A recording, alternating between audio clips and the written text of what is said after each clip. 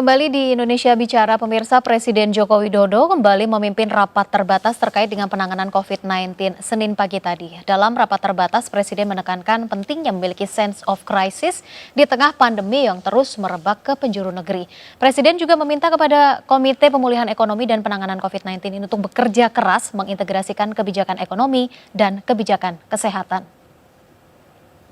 Hati-hati betul, jangan sampai aura krisis itu sudah hilang, semangat menangani krisis ini hilang atau turun. Oleh sebab itu saya ingin menekankan beberapa hal yang perlu menjadi perhatian dari komite. Komite ini dibentuk untuk mengintegrasikan kebijakan kesehatan dan kebijakan ekonomi agar seimbang antara gas dan remnya. Dan penanganan kesehatan menjadi prioritas. Pembubaran Satgas COVID-19 enggak ada, baik di pusat maupun di daerah. Semuanya harus tetap bekerja keras. Ya, ancaman klaster baru COVID-19, pemirsa, akan kita bahas secara mendalam malam hari ini. Sudah hadir narasumber di Indonesia Bicara.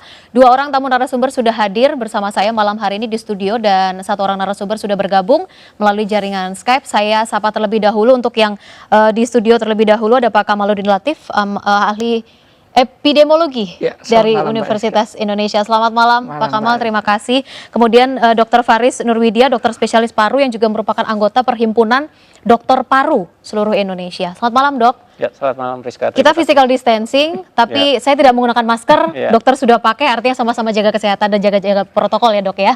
Baik. Betul. Dan di sambungan Skype sudah bergabung Pak Ganjar Pranowo, Gubernur Jawa Tengah. Selamat malam, Pak Ganjar. Ya, selamat malam. Assalamualaikum, sehat Pak Ganjar? Waalaikumsalam, sehat, alhamdulillah. Alhamdulillah, baik. Bapak-bapak, saya ke Pak Ganjar terlebih dahulu. Presiden sudah menegaskan Pak Ganjar pagi hari tadi bahwa jangan sampai turun kaitannya dengan sense of crisis begitu ya. Pelaksanaan untuk pengawasan COVID-19 di daerah diserahkan kepada kepala daerah masing-masing. Sejauh ini dari Jawa Tengah yang beberapa pekan ini angkanya juga tetap tinggi, Pak Ganjar, ada komitmen yang dijalankan dari Jawa Tengah? Oh, kita sudah menghitung pasti tinggi, karena sebenarnya dalam 2 minggu ini saya sudah minta kepada gugus tugas di daerah untuk melakukan tes yang kami namai dengan terstruktur, sistematis, dan masif. Sehingga kita targeted selection, begitu ada satu yang positif kita coba kejar untuk dilakukan pengetesan. Sehingga cara ini pasti akan menambah. Di samping itu tentu saja sosialisasi masih tetap berjalan karena hasil tracing kita kan selalu menemukan sebenarnya mereka ini kira-kira tertularnya dari mana. Umpama yang dari rumah sakit kok nambah ya? Apakah rumah sakitnya yang protokolnya kurang bagus ataukah kemudian ada orang yang keluar masuk dari rumah sakit dan dia carrier gitu membawa dan kemudian menularkan. Ini yang kemarin kita lakukan checking terus-menerus begitu. Baik, selama ini hasil sementaranya seperti apa Pak Ganjar dari tracing yang sudah dilakukan? Karena melonjak terakhir juga karena klaster industri, kemudian juga klaster tenaga kesehatan gitu yang banyak diketahui oleh pemirsa. Sejauh ini informasi kaitannya dengan tracing awalnya dari mana kalau untuk yang tenaga kesehatan maupun juga dari yang klaster industri ini sendiri? Oh, kalau industri udah terlalu lama Mbak, isunya agak kelamaan sih kalau mau bicara sekarang, udah selesai itu. Jadi kalau industri itu memang ada BUMN, terus kemudian ada orang yang dari bepergian, dari luar Jawa Tengah, terus kemudian masuk dan itu menjadi awal penularan. Terus kemudian yang di BUMN, terus kemudian ada suppliernya BUMN, nampaknya juga tertular. Terus kemudian yang dari industri, tapi yang dari industri cepat-cepat kita padamkan begitu dengan cara ditutup begitu industrinya, ada 3 building gitu, 1 building ditutup itu, tapi udah lama Mbak itu. Terus yang kemudian yang kedua yang di rumah sakit pun pernah kejadian dulu di rumah sakit Karyadi awal sekali, dan kemudian 16 dokter waktu itu kita lakukan isolasi, alhamdulillah sembuh semuanya. Kemarin muncul lagi yang dari rumah sakit ya, antara lain Dr. Wardi, ada juga yang dari UNS begitu, dan kemudian sekarang kita lakukan tracing terus-menerus. Ada kemarin saya tanya sama ahli, sama dokternya, ini kira-kira dari mana ya? Ada beberapa yang mereka bertugas di beberapa rumah sakit. Apakah kemudian ini berkorelasi, tapi hipotesis-hipotesis itu dibangun kemungkinan terjadi dari titik-titik yang ada di situ. Lalu saya tanya juga, adakah kemudian dari rumah sakit protokolnya kendor? Kalau dari kedokteran, dari rumah sakitnya sendiri mengatakan itu tidak, gitu ya. Adakah kemudian teledor dari oknum, umpama ketika harus membuka hazmatnya, terus kemudian tidak sesuai dengan SOP, ya barangkali itu bisa terjadi. Tapi rasa-rasanya cukup ketat mereka memperlakukan soal itu, sehingga titik-titik itu ya sudah kita lakukan sebuah perhatian yang lebih begitu, dan alhamdulillah sih banyak di antara mereka yang berhasil kita isolasi dan sembuh. Baik, Pak Ganjar, saya melihat di media sosial Anda begitu aktif begitu ya, hampir setiap pagi atau akhir pekan begitu mengenakan sepeda, kemudian berkeliling di keliling kota untuk mengingatkan kembali masyarakat kaitannya dengan menggunakan masker, kemudian juga mengingatkan untuk selalu jaga jarak begitu. Kalau di masyarakat sendiri, Pak Ganjar, apakah memang sudah ada sanksi yang diterapkan oleh Pemprov sendiri begitu ya kaitannya dengan protokol kesehatan? Di beberapa daerah mungkin sudah menerapkan dengan adanya sanksi jika tidak menggunakan masker. Di Jawa Tengah sendiri seperti apa, Pak? Enggak, saya tanya pada ilmuwan juga, tadi kita juga habis rapat begitu untuk tanya sebenarnya sanksi itu efektif enggak sih? Jadi kenal sistem seperti apa yang ada. Lalu saya tanya kepada mereka, Pak Ganjar sanksinya mau dikasih apa? Mau dipenjara? Denda mahal? Memang mereka punya duit hari ini? Adakah kemudian yang mereka kena sanksi itu tidak ada rasa marah? Tidak ada rasa yang kemudian dia akan menaruh dendam begitu, atau barangkali malah mereka akan imunnya kendor, melemah maksud saya. Tadi beberapa psikolog menyampaikan lebih baik mereplikasi saja beberapa kisah sukses, jadi dibalik. Kalau pidana, kalau kita sanksi itu kan sifatnya lebih nuansanya kan tonnya negatif ya, karena dikasih sanksi. Tapi bagaimana kalau kemudian kita membuat penguatan, ya, penguatan terhadap kisah-kisah sukses. Umpama tadi seorang antropolog menjelaskan bagaimana mendekati masyarakat yang tidak mau pakai masker, yang kemudian dia sakit, ternyata didekati dari apa? Dari hobinya, dari kegiatan sehari-hari. Ibu kok nggak mau diperiksa, kenapa? Ibu nggak mau diisolasi, kenapa? Gitu. Saya takut. Kenapa takut? Ya nanti saya sakit dan saya nggak bisa mengikuti kegiatan harian saya. Apa kegiatan ibu? Saya pengajian, saya berkebun dan sebagainya. Loh ibu, sekarang bisa berkebun nggak? Nggak bisa, tuh kan? Sakit toh? Nggak bisa kan? Terus kemudian mau pengajian bisa nggak? Nggak bisa kan? Karena kalau biar bisa ngaji, biar bisa berkebun, ibu harus diperiksa dulu, harus dites dulu, dan kemudian dirawat dan seterusnya. Nah seperti ini ternyata bisa memberikan edukasi kepada mereka. Meskipun itu case, itu kasus, tapi psikolog, ini antropolog ini yang ngomong. Nah psikolognya ngomongnya, coba Pak Gubernur dibuat itu. Maka kita kumpulkan sebenarnya cerita-cerita baik dari praktek Jogotongo yang ada di desa-desa. Maka sekarang lagi kita kumpulkan cara itu. Kemarin juga kita bicara, Mbak, apa sih sanksi yang bagus? Denda. Apakah kemudian push up, nyanyi lagu kebangsaan atau membersihkan tempat umum? Apakah ada deterrent efeknya? Saya lebih suka bagaimana kita mengedukasi. Dan kalau hari ini pakai denda, rasa-rasanya kok saya tidak tega, Mbak. Masyarakat kita lagi sulit gitu ya. Oke, artinya pendekatan persuasif gitu akan lebih nyaman begitu ya bagi warga dan lebih enak untuk disampaikan secara langsung begitu ya ketimbang harus dengan mengenakan denda, begitu maksud Anda ya Pak? Karena sebenarnya banyak kelompok masyarakat yang mesti kita minta untuk bergerak, karena ini mesti menjadi gerakan bersama, maka kita tidak henti-hentinya begitu ya. Ya sedikit barangkali agak lebih keras dengan minta tolong Satpol PP, polisi, TNI, karena mungkin sudah kebangetan, tapi ketika kita masih bisa menyampaikan, yuk kita edukasi. Toh hari ini saya melihat orang berjalan juga sudah mulai pakai masker, tinggal kita kualitasnya kan, maskernya mesti benar pakainya, mesti kita omong itu 4 jam saja diganti, setelah itu yang bisa dicuci-cuci lagi, yang tidak bisa dicuci sobek dulu, buang ke tempat yang benar agar tidak menjadi sampah yang nanti berakhir di laut begitu. Ini edukasi yang terus saja kualitasnya kita tingkatkan. Memang itu menjadi pekerjaan yang tidak gampang karena ini merubah sebuah sikap ya dan perilaku gitu. Baik, Pak Ganjar, terakhir juga berkembang kaitannya dengan klaster baru begitu ya, aktivitas yang sudah mulai kembali normal, artinya klaster kantor juga sudah bermunculan. Klaster perkawinan juga kemarin sempat muncul begitu ya, ada klaster baru. Kemudian yang terakhir juga klaster dari komunitas warga, kaitannya dengan warga yang berkumpul, berolahraga, bersepeda bahkan. Nah, ini bagaimana antisipasi dari Pemprov sendiri untuk memutus begitu kaitannya dengan klaster-klaster baru atau menghindari adanya klaster baru dengan aktivitas warga yang sudah mulai normal? Ya, ini pertanyaan bagus.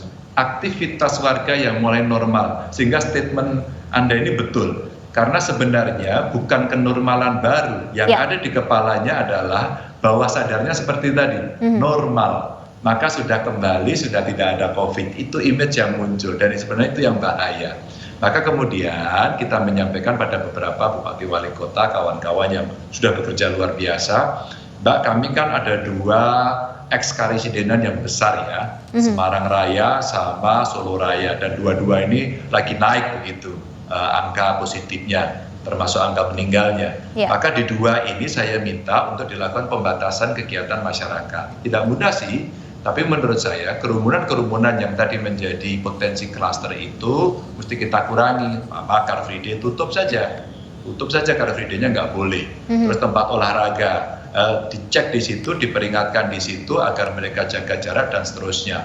Klaster sepeda Jawa Tengah saya belum pernah dengar, mungkin kemarin dari Jawa Timur, tapi mereka perilakunya bisa kita deteksi karena saya juga pesepeda. Biasanya saat bersepeda sehat-sehat saja sih, tapi pada saat mereka kemudian selesai istirahat, berkerumun, foto-foto, makan-makan, di sanalah mereka abai biasanya. Maka kemarin saya ajak dokter-dokter yang goeser untuk memberikan edukasi ini, di video disampaikan begitu kan. Ya, terus saya kampanye lewat kaos saya, lebih baik pakai masker, baiknya baik sepeda, sehingga bersepeda pun juga ada aturannya, kapan kita pakai masker, kita buka sedikit, kita buka banyak, kita tutup lagi, itu mesti menjadi kebiasaan. Jadi adaptasi kebiasaan baru, normal baru, apapun bentuknya sebutannya, kita mesti berubah, kita mesti sadar. Maka Mbak, saya rasa-rasanya ngelihatnya sekarang sudah turun lagi disiplinnya. Maka saya berkeliling lagi, teriak-teriak lagi untuk ya ayo pakai masker, ayo jaga jarak dan sebagainya, dan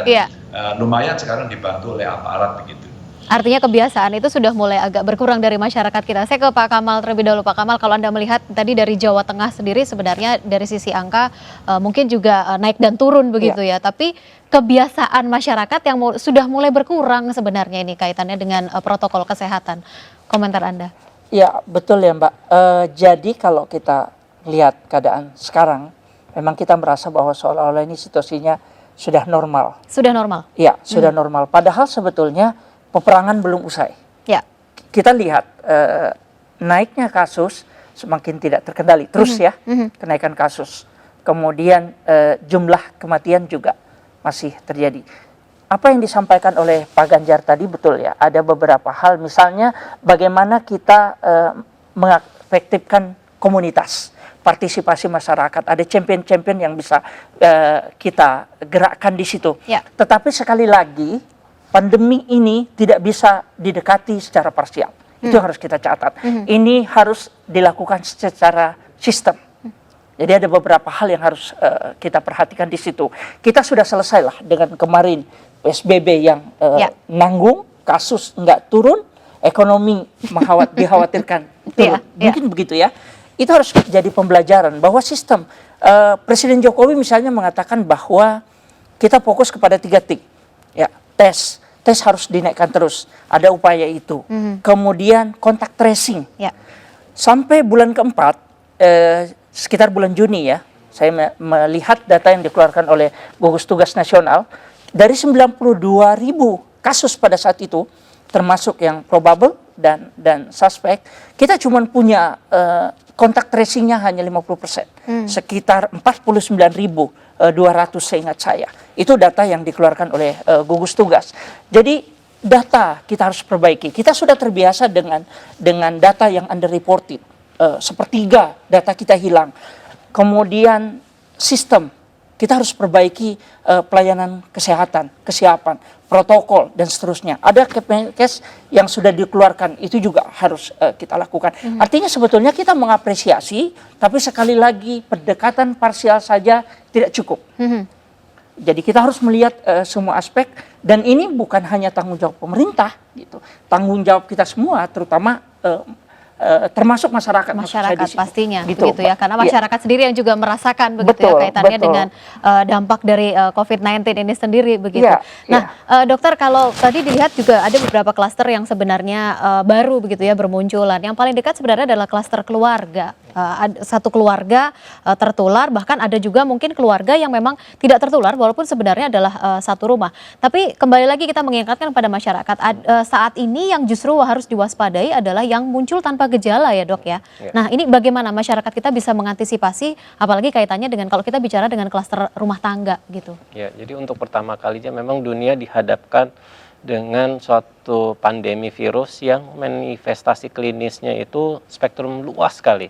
Ada yang pegel-pegel saja di PCR dia positif, ada yang dia ngerasa nggak enak badan, ingin tidur aja dia positif. Kita belum bicara gabungan batuk dengan demam, itu sangat khas ya.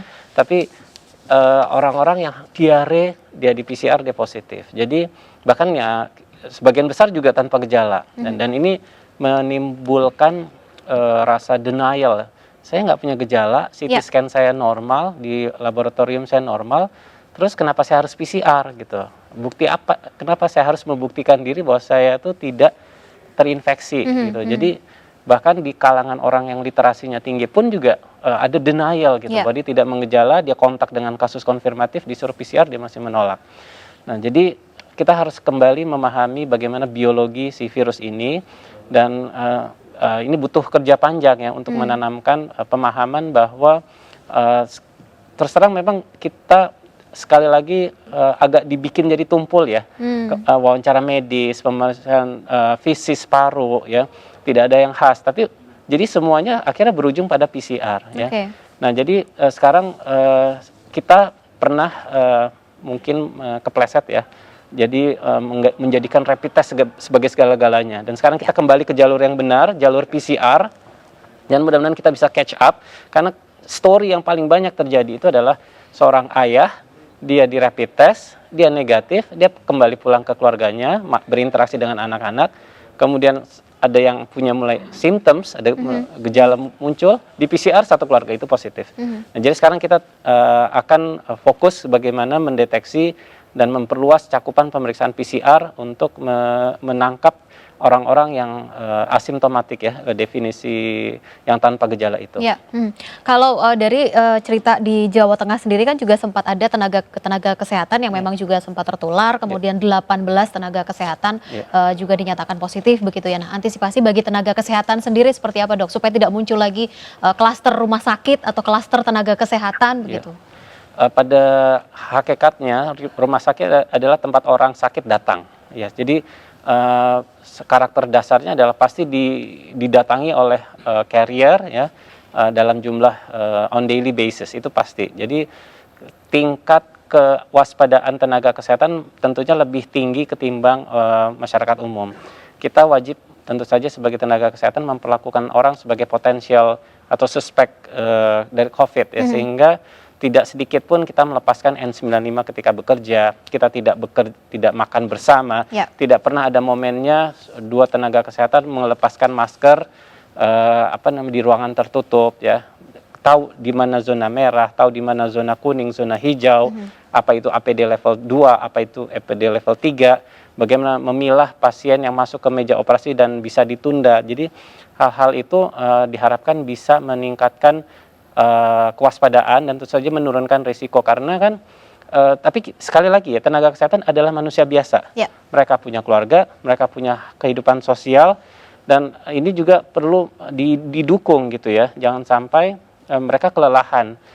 Badan mereka ada batasnya. Sekarang ini kita juga punya variasi jumlah jam kerja tenaga kesehatan tuh, ada yang 12 jam, ada yang 16 jam. Jadi sekarang memang sudah saatnya regulasi pengaturan jam kerja tenaga kesehatan ini diperbaiki, misalnya pembatasan 8 jam untuk menghindari kelelahan, karena pajanan tinggi virus itu kalau berhadapan dengan daya tahan tubuh yang kuat, mungkin resiko infeksinya rendah. Tetapi kalau pajanan tinggi, imunitas turun, dia kelelahan, itu resikonya jauh lebih tinggi begitu ya. Betul. Ya. Nah, ini menghadapi juga tadi yang sempat saya tanyakan ke Pak Ganjar kaitannya dengan kebiasaan baru, kemudian masyarakat yang sudah mulai merasa normal mungkin dengan kondisi yang saat ini ya. Saya ke Pak Kamal, bagaimana pandangan Anda dari seorang epidemiolog begitu dengan melihat ini adalah kondisi yang memang sebenarnya sudah kembali begitu. Iya, betul, Mbak. Hanya berbeda kebiasaan. Betul. Jadi yang tadi ya, sebetulnya pemerintah sudah membuat payung di situ. Ada keputusan Menteri Kesehatan 413 yang bisa dijadikan acuan. Kemudian yang terakhir untuk klaster kantor yang tadi disampaikan juga ada 328 Kemenkes, itu juga bisa dipakai sebetulnya. Jadi protokol itu dipakai. Tapi saya sepakat yang disampaikan Dr. Paris ya, bahwa tanpa gejala ini kuncinya adalah kontak tracing. Dan ini kerja di Dinas Kesehatan. Jadi bagaimana setiap kasus yang sudah kita periksa, kita lacak betul. Dia sudah pernah berhubungan dengan siapa, dia pergi kemana. Nah ini yang harus betul-betul kita jaga. Karena itu tadi di awal saya sampaikan bahwa kita tidak boleh, kita harus mengubah. Jadi ini momentum sebetulnya untuk perbaikan sistem, terutama pada pelaporan ya, under reporting yang lama-lama, ayo kita perbaiki. Kita perbaiki sistem pelaporan kita. Kita berangkat dari situ, dari data yang disampaikan. Kalau data kita itu mendekati data yang sesungguhnya, terutama yang ada di komunitas, ini yang paling mengkhawatirkan. Kalau itu mendekati, kita bisa tangkap itu, kemudian kita bisa tracing, kita lakukan. Tidak seperti yang terjadi sekarang ya, tenaga kesehatan, petugas dinas yang dikejar-kejar, kemudian ada perlawanan dari masyarakat, ada ketidakpercayaan, kemudian ada gerakan untuk mengatakan bahwa ini hanya teori konspirasi dan seterusnya. Jadi kita pun harus konsisten ya Mbak ya untuk melihat itu. Jadi sekali lagi data kontak tracing, dari situ kita bisa tahu pergerakan kasus. Mereka yang tanpa gejala ini kita bisa tangkap kemudian isolasi. Itu kunci yang harus kita perhatikan. Selain yang tadi yang disebutkan oleh Pak Ganjar, itu menurut saya. Baik, saya kembali ke Pak Ganjar. Pak Ganjar, ini mengingat masa pandemi ini yang kita belum tahu sampai kapan begitu ya sebenarnya kondisi ini. Dengan kondisi masyarakat di Jawa Tengah yang tadi saya sudah sampaikan mungkin merasa bahwa ini adalah kondisi yang memang sudah kembali normal begitu.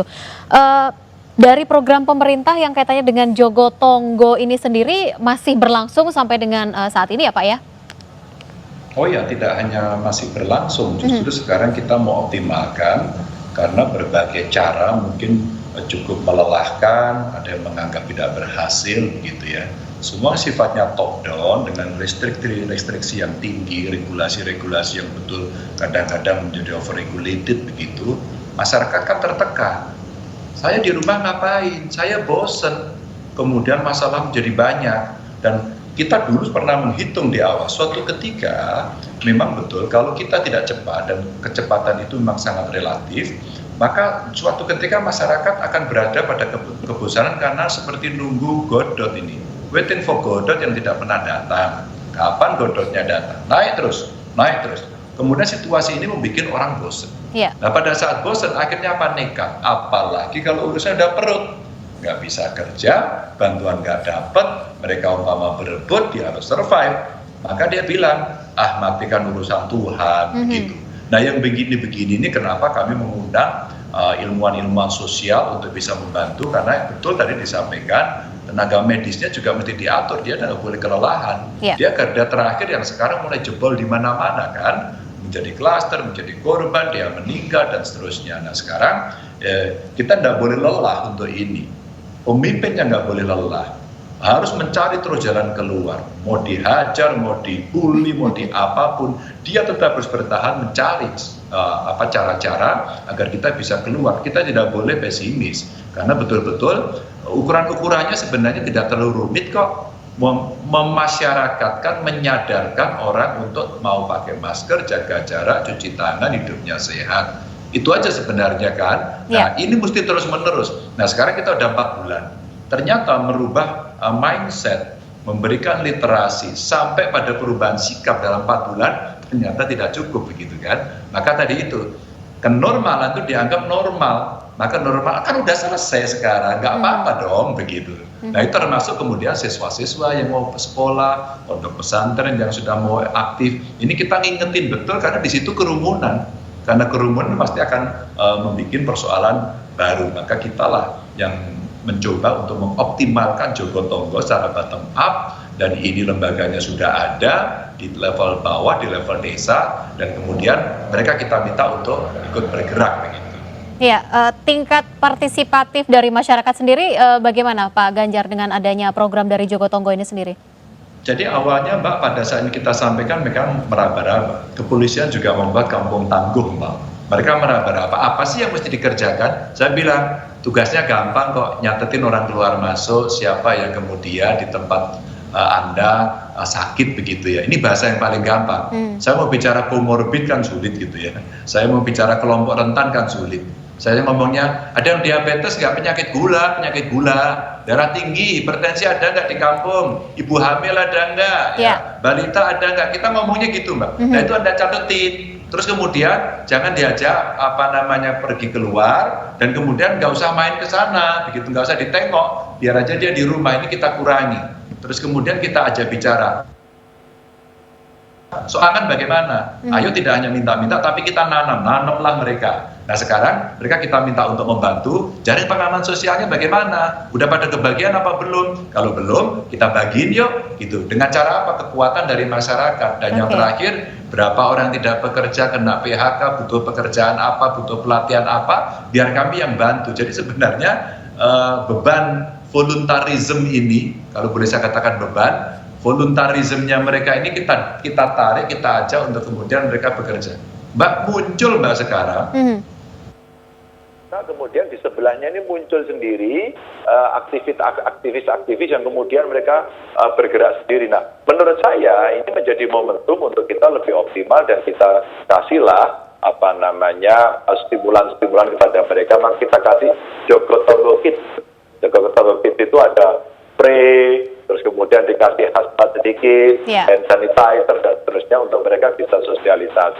Artinya bisa dikatakan cukup berhasil begitu ya, ada peran serta dari masyarakat secara belum juga terlalu maksimal berhasil begitu ya, tapi pelan-pelan sudah menghasilkan begitu ya. Menghasilkan. Baik, Pak Ganjar, mungkin ada pesan khusus dari Anda begitu ya. Bapak ini kan juga dikenal hobi goes, hobi jalan, hobi berkumpul bersama masyarakat juga begitu ya, untuk memberikan sosialisasi dan lain-lain. Apa yang mungkin bisa Anda sampaikan kepada tidak hanya warga Jawa Tengah tapi juga seluruh masyarakat kaitannya dengan komunitas-komunitas warga yang mungkin kalau bahasa saya sudah kembali normal begitu untuk saat ini? Iya, kita harus menghadapi COVID ini dengan cerdas. Oke lah, Anda bosan di rumah, kami paham. Oke lah, tidak bisa bekerja dan kemudian semuanya repot. Oke, kita paham. Lalu kita ingin menuju seperti normal yang lalu. Maaf, tidak bisa. Maaf, jangan ngeyel. Ya, maaf, bahasa kami mohon maaf agak keras ya. Maaf, jangan damblek. Ya, tolong kita saling tenggang rasa. Caranya apa? Anda pakai masker, jaga jarak itu harus menjadi sinyal. Maka kalau jarak terdekat, terus kemudian nggak pakai masker, pakai otomatis begitu kan. Apalagi kalau kita mau bicara bawa hand sanitizer tiap hari, ya. Terus kemudian berolahraganya nggak usah berombong-rombong. Mohon maaf, saya tadi nih tengok ke sekolah Mbak, karena sekolah sudah ada yang mulai aktif meskipun daring. Sudah ada yang tatap muka? Belum. Terus kemudian ada tamu datang salaman Mbak, meskipun ujung jari langsung kita peringatkan, Pak, nggak perlu salaman, yang begitu-begitu Anda nggak pernah tahu, langsung intonasi saya begitu, agar ada impresi dan bisa insight. Nah seringkali kenapa yang begini ini saya minta untuk rekam, atau humas saya ikut, sebenarnya agar untuk diceritakan bahwa itu belum kenormalan baru, itu normal seperti dulu, jangan sampai kemudian confuse di sini begitu. Baik, artinya merubah mindset masyarakat juga sebenarnya tidak mudah begitu ya untuk menuju suatu kebiasaan yang baru. Baik, Pak Ganjar Pranowo, terima kasih sudah bergabung bersama kami di sini di Indonesia Bicara. Mungkin nanti next kita akan ngobrol lagi Pak dengan Jawa Tengah yang baru begitu ya, dengan angka atau kasus yang mungkin sudah berkurang begitu dari saat ini. Terima kasih waktunya Pak Ganjar. Assalamualaikum, selamat malam. Waalaikumsalam warahmatullahi wabarakatuh. Baik Bapak-Bapak, kita akan sambung lagi perbincangan ini nanti di Indonesia Bicara. Anda jangan kemana-mana pemirsa, kita akan kembali sesaat lagi.